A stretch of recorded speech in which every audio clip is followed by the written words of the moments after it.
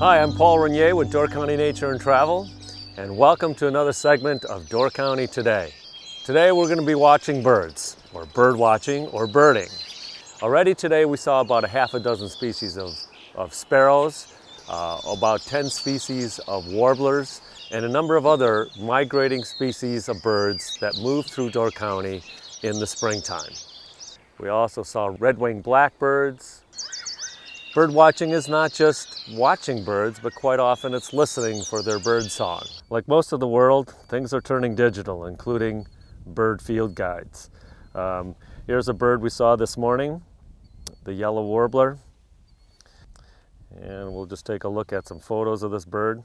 This works great in the field for identifying birds and also sharing those birds with your fellow bird watchers.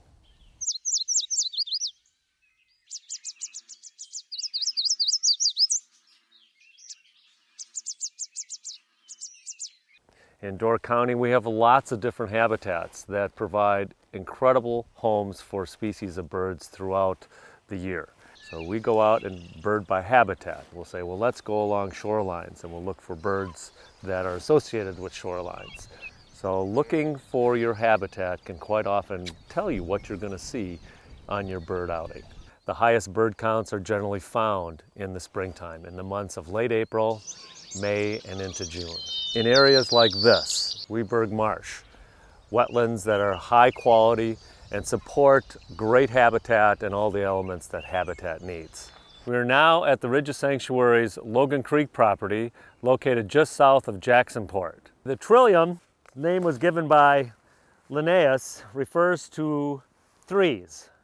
And what we have here is a flower with 3 petals, 3 sepals, which are located right behind the petals, and 3 leaves.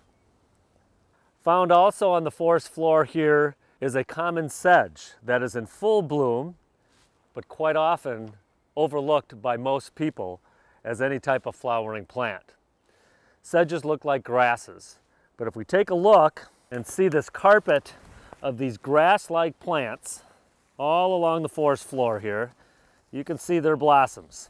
There are over 100 species of sedges in Wisconsin. Another wildflower found on the forest floor is toothwort. Quite often grows in large clonal pockets mixed in with leeks and sedges and trilliums. The toothwort is named, its Latin name, dentera, refers to the tooth-like structures and projections found on the root. This is the perfoliate bellwort, and it gets its name from the stem that actually perforates right through the leaf.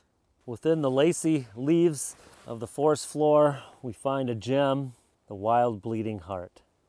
It resembles the garden variety of bleeding hearts in bleach white colors found in the woodland floors here in the rich soils of the beech maple forest.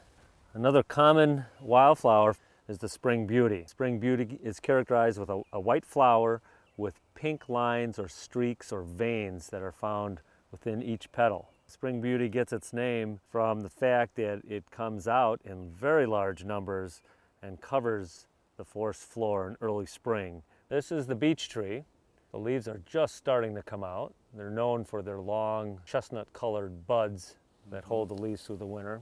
They're also known for their bark, which looks like elephant skin, but it has a very smooth gray bark and very easy to find in the forest. Beech trees can grow to about 60, 80 feet and pretty big around. They produce a large number of beech nuts about every 2 or 3 years. In the fall, the young beech trees will hang on to their leaves. They'll turn this yellow color for a little bit, and then they turn this beautiful kind of chestnut color, brown tan color. And the young beeches maintain the leaves throughout the winter. Here's one of the first members of the lily family blooming, the trout lily. The trout lily gets its name supposedly from the leaves of the plant that resembles a trout species, probably the brook trout. If you were to look at the top of a brook trout, you'll see that pattern that's very similar to this. For more information about Door County and its beautiful natural features, visit www.doorcountytoday.com.